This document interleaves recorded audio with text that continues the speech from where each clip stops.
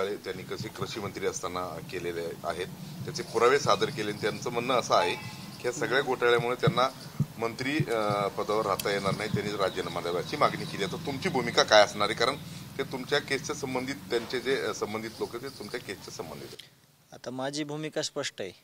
माझे शब्द आणि त्यांचे शब्द कदाचित तुम्हाला ह्याची सांगड कशी लागते तुम्हाला मी आत्ता सांगतो. आपण म्हणतोय की या खुनातील जे गुन्हेगार आहेत, जे अटकेत आहेत, त्यांना तर फाशी झाली पाहिजे, पण यांना कुणी म्हणजे यांना पाठबळ कुणाचं आहे, हे कुणाचे कार्यकर्ते आहेत, यांचे कुणाशी संबंध आहेत, या सगळ्या आरोपीला म्हणतोय आपण.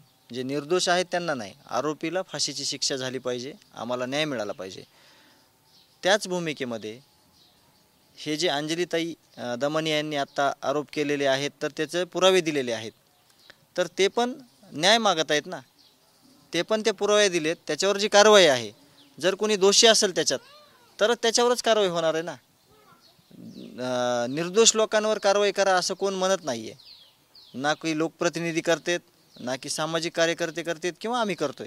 आम्ही आरोपीला जशी फाशी द्या म्हणतोय, ज्यांनी खंडने मागितल्या, ज्यांनी खून केले, ज्यांनी अपहरण केले, त्याचप्रमाणे अंजलीताईने जे आज आरोप केलेले आहेत त्याची गांभीर्यानं दखल घेऊन त्याच्यावर कारवाई झाली पाहिजे. जे त्याच्यात दोषी कोण आहेत त्याची मुख्यमंत्री साहेबांना तपासणी करून, जसं की आता पालकमंत्र्यांनी जे शब्द बोलले, जे सुरेश अण्णा धस यांनी जे पुरावे दिले होते, आता ह्या गोष्टी मी पहिल्यांदा बोलायला लागलेलो आहे. कारण का तुम्ही विचारताय, तुम्हाला असं नाही वाटायला पाहिजे की मी का थांबतोय, का बोलत नाही. तर अण्णांनी जे पेनड्राईव्ह दिलं होतं त्याप्रमाणे पालकमंत्र्यांनी DPDCचे जे काही घोटाळे झालेले आहेत तर त्याच्यातून विराज तर त्याच्यातनं जे पुरावे दिले होते त्याच्यातून समिती स्थापन झाली. समिती स्थापन झाल्यानंतर त्याची आता चौकशी चालू आहे. त्याच पद्धतीनं त्या सामाजिक कार्यकर्ते आहेत, त्यांनी हे जे पुरावे दिलेत त्याची चौकशी करण्यात यावी, म्हणजे महाराष्ट्राला कळेल काय चाललं आहे आपल्या महाराष्ट्रात. कारण का प्रत्येक शेतकरी, शेतमजूर,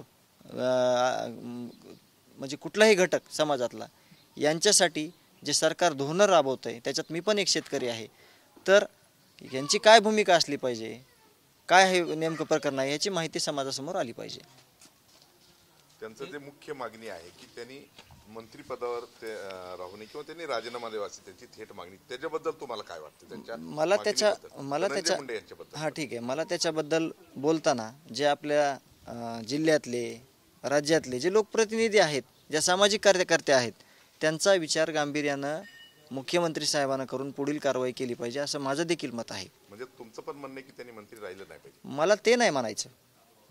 मला काय म्हणायचं, त्यांनी जे आरोप केलेला आहे किंवा त्यांनी जे पुरावे दिलेले आहेत याची सखोल चौकशी करून जे कोणी त्याच्यात दोषी आहे त्याला ती शिक्षा भेटली पाहिजे. मग त्याच्यात उच्च नीच काही विषयच नाही आहे त्याच्यात. ते पदावर कायम असल्यामुळे म्हणजे तपास यंत्रणेवर कुठेतरी दबाव येतो असं वाटतं. मी त्याबद्दल तपास अधिकाऱ्यांना बोललो. याच्यात जर कुठं कुणी दबाव आणत असेल, याच्यात जर कुणी काही म्हणजे कुणाला प्रलोभन देत असेल किंवा ह्याचा परिणाम जर या तपासावर झाला तर याची सर्वस्व जिम्मेदारी ही प्रशासनाची असेल. आणि हे सगळे पुरावे, सगळे जे काही ह्याच्यातले गंभीर गुन्ह्यातले जे सगळे आरोपी आहेत, ह्यांना जर कुठं कच्चा दुवा सापडला तर त्याची जिम्मेदारी सगळी ती प्रशासनाने घेतली पाहिजे असं मी वारंवार सांगितलेलं आहे.